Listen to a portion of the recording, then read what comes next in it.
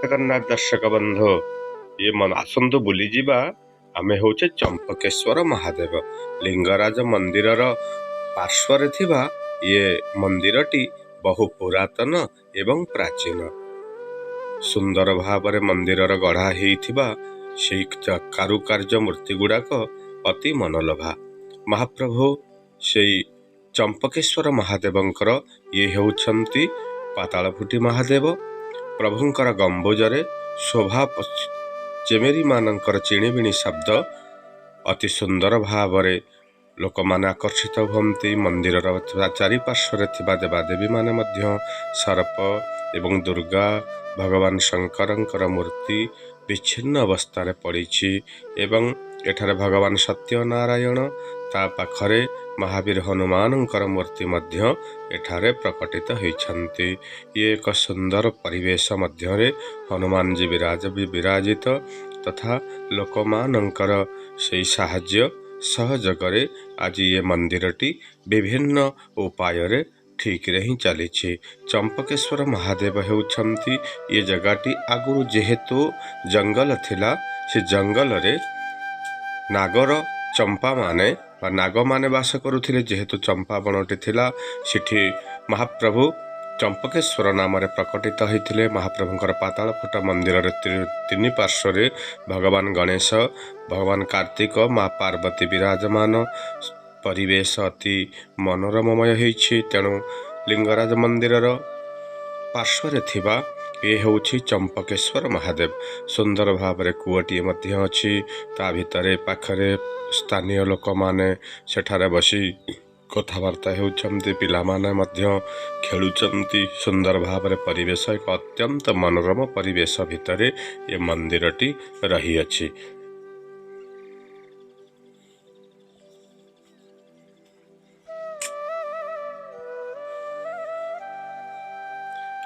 ଭିତରେ ଥିବା ମା ଅମ୍ବିକାଙ୍କର ଇଏ ହେଲେ ମୂର୍ତ୍ତି। ମା ପାର୍ବତୀ ଏଠାରେ ଅମ୍ବିକା ରୂପରେ ପୂଜା ପାଉଛନ୍ତି। ଯେହେତୁ ଓଢ଼ଣ ଷଷ୍ଠୀ ଠାରୁ ସରସ୍ୱତୀ ପଞ୍ଚମୀ ପର୍ଯ୍ୟନ୍ତ ମହାପ୍ରଭୁଙ୍କର ଘୋଡ଼ ଲାଗିନୀଟି ଅନୁଷ୍ଠିତ ହୁଏ। ତେଣୁ ଏଠାରେ ମା ଭଗବତୀ ଅମ୍ବିକା ଠାକୁରାଣୀ ଘୋଡ଼ ଲାଗି ହୋଇଛନ୍ତି। ଇଏ ମା ଅମ୍ବିକାଙ୍କର ହେଉଛନ୍ତି ମୁଖଶାଳା ଏବଂ ଅମ୍ବିକାଙ୍କ ପାଖରୁ ଆଜି ଚମ୍ପକେଶ୍ୱର ମହାଦେବଙ୍କ ମନ୍ଦିରଟି ଅତି କମନୀୟ ଭାବେ ନଜରକୁ ଆସେ। ତେଣୁ ସୁନ୍ଦର ପରିବେଶ, ବେଲବୃକ୍ଷ ଗୋଟିଏ ରହିଅଛି। ସମସ୍ତ ପ୍ରକାର ସୁବିଧା ମଧ୍ୟ ମନ୍ଦିର ଚାରିପାର୍ଶ୍ୱରେ ସ୍ଥାନୀୟ ଲୋକମାନଙ୍କର ସାହାଯ୍ୟ ଏବଂ ସହାନୁଭୂତିରେ କାର୍ଯ୍ୟ କରି ଆସୁଅଛନ୍ତି। ତେଣୁ ଆଜି ମହାପ୍ରଭୁଙ୍କର ବର୍ଷର ପ୍ରଥମାର୍ଦ୍ଧରେ ପାଲା ସଂକୀର୍ତ୍ତନ ଏସବୁ କାର୍ଯ୍ୟ କରାଯାଏ।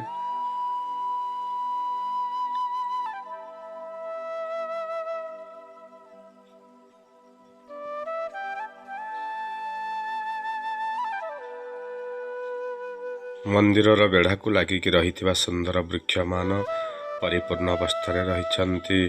ସୁନ୍ଦର ଭାବରେ କାରୁକାର୍ଯ୍ୟ ରହିଛନ୍ତି ଏବଂ ସ୍ଥାନ ଅଳିଆକୁ ସଫା କରିବା ପାଇଁ ସ୍ଥାନୀୟ ଲୋକମାନେ ମଧ୍ୟ ସମସ୍ତ ପ୍ରକାର ସଫାସୁତୁରା ରଖନ୍ତି। ପିଲାମାନଙ୍କର ସେହି କିଚିରି କିଚିରି ଶବ୍ଦ ଏ ପରିବେଶକୁ ଅତି ମନୋରମ କରିଥାଏ।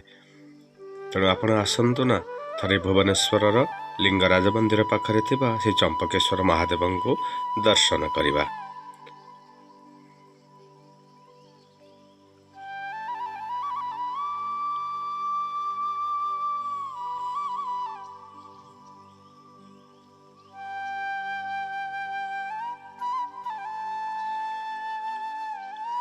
ଆସନ୍ତୁ ଦେଖିବା ମନ୍ଦିରର ଗମ୍ବୁଜ। ମନ୍ଦିରର ଗମ୍ବୁଜ ଗୁଡ଼ିକ ରକ୍ଷଣାବେକ୍ଷଣ ଅଭାବରୁ ପ୍ରାୟ ନଷ୍ଟ ହେବାକୁ ବସିଲାଣି। ଯଦି କିଏ ଧ୍ୟାନ ଦିଅନ୍ତେ ତାହେଲେ ଆସନ୍ତୁ ସ୍ଥାନୀୟ ବାସିନ୍ଦାଙ୍କ ମୁଖରୁ ଆମେ ଶୁଣିବା। ଏ ମନ୍ଦିର ବିଷୟରେ ଟିକେ ସବିଶେଷ ତଥ୍ୟ ପ୍ରଦାନ କରିବେ।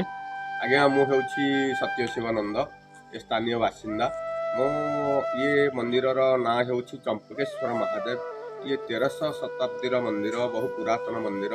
ରକ୍ଷଣାବେକ୍ଷଣ ଅଭାବରୁ ମନ୍ଦିରଟି ଜୀର୍ଣ୍ଣ ଶୀର୍ଣ୍ଣ ଅବସ୍ଥାରେ ରହିଛି ସତ୍ୟ, କିନ୍ତୁ ସ୍ଥାନୀୟ ଆଖପାଖର ସମସ୍ତ ଲୋକମାନେ ଏଠାକୁ ଆସିକି ସମସ୍ତେ ପୂଜାପାଠ କରୁଛନ୍ତି ଏବଂ ଯେଉଁମାନେ, ଯେହେତୁ ଇଏ ଗୋଟେ ପର୍ଯ୍ୟଟନ ସ୍ଥଳ ପାଖାପାଖି ରହୁଛି, ବିଭିନ୍ନ ପ୍ରଦେଶରୁ ଲୋକମାନେ ଆସୁଛନ୍ତି, ଦର୍ଶନ କରିବା ପାଇଁ ଆସୁଛନ୍ତି। ଏଠାରେ ଭଗବାନ ସତ୍ୟନାରାୟଣ ତତ୍ସହିତ ହନୁମାନଜୀ ମଧ୍ୟ ଅଛନ୍ତି ଏବଂ ବିଶେଷ କାର୍ଯ୍ୟ ଇଏ ହେଉଛି ପାତାଳ ଫୁଟି ମହାଦେବ ଆଙ୍କ ପାଖରେ ଯାହା ଆମେ ମାନସିକ କରିବା ନା ମହାପ୍ରଭୁ ତାକୁ ସବୁ ପୂର୍ଣ୍ଣ କରନ୍ତି। ତାପରେ ଏଠାରେ ପାଖରେ ମା ଅମ୍ବିକା ଠାକୁରାଣୀ ମଧ୍ୟ ଅଛନ୍ତି। ବିଶେଷ ଭାବରେ ସକାଳୁ ସକାଳୁ ପଣ୍ଡିତ ଯିଏ ଆସନ୍ତି ଏଠି ପହଡ଼ ଖୋଲନ୍ତି। ପହଡ଼ ଖୋଲିକି ପ୍ରଭୁଙ୍କୁ ମଙ୍ଗଳ ଆଳତି କରିବା ସହିତ ମହାପ୍ରଭୁଙ୍କୁ ପଞ୍ଚାମୃତରେ ସ୍ନାନ କରନ୍ତି ଏବଂ ଆଖପାଖ ଅଞ୍ଚଳରୁ ଆସିଥିବା ଭକ୍ତମାନେ ଜଳାଶାୟୀ କିଏ ବେଲପତ୍ର ଚଢ଼େଇବେ କିଏ ଫୁଲ ଚଢ଼ାନ୍ତି ଏଇଭଳି ତାଙ୍କୁ ସବୁ କରି ମହାପ୍ରଭୁଙ୍କ ଠାରୁ ଆଶୀର୍ବାଦ ଲାଭ କରନ୍ତି ଏବଂ ଏଠାରେ ଯେଉଁ ରକ୍ଷଣାବେକ୍ଷଣ ସବୁ ରହିଛି ସ୍ଥାନୀୟ ଲୋକମାନଙ୍କର ସାହାଯ୍ୟ ସହଯୋଗରେ ଇଏ ସବୁ ରକ୍ଷଣାବେକ୍ଷଣ ରହୁଛି ଏବଂ ଯଦି ପ୍ରଶାସନଙ୍କୁ ନିବେଦନ ଯଦି ସରକାର ଯଦି ଟିକେ ତାଙ୍କର ଶୁଭ ଦୃଷ୍ଟି ଏ ମନ୍ଦିର ଉପରେ ପକାନ୍ତି ଯେଉଁ ମନ୍ଦିରଟି ବର୍ତ୍ତମାନ ଜୀର୍ଣ୍ଣଶୀର୍ଣ୍ଣ ଅବସ୍ଥାରେ ରହିଛି ଏ ମନ୍ଦିରଟି ସୁନିଶ୍ଚିନ୍ତ ଉନ୍ନତି କରିପାରନ୍ତା। ଆପଣମାନେ ଦେଖୁଛନ୍ତି ମନ୍ଦିର ଧୀରେ ଧୀରେ ପଥର ସବୁ ଯାକ ଆସିକି କ୍ଷୟ ହେବାରେ ଲାଗିଛି କିନ୍ତୁ ସମସ୍ତଙ୍କର ଟିକେ ସାହାଯ୍ୟ ସହଯୋଗ ଯଦି ଟିକେ ମିଳନ୍ତା ତାହେଲେ ମନ୍ଦିରଟା ସୁନିଶ୍ଚିନ୍ତ ଆଜ୍ଞା ଟିକେ ଭଲ ହୁଅନ୍ତା। ଜୟ ଜଗନ୍ନାଥ।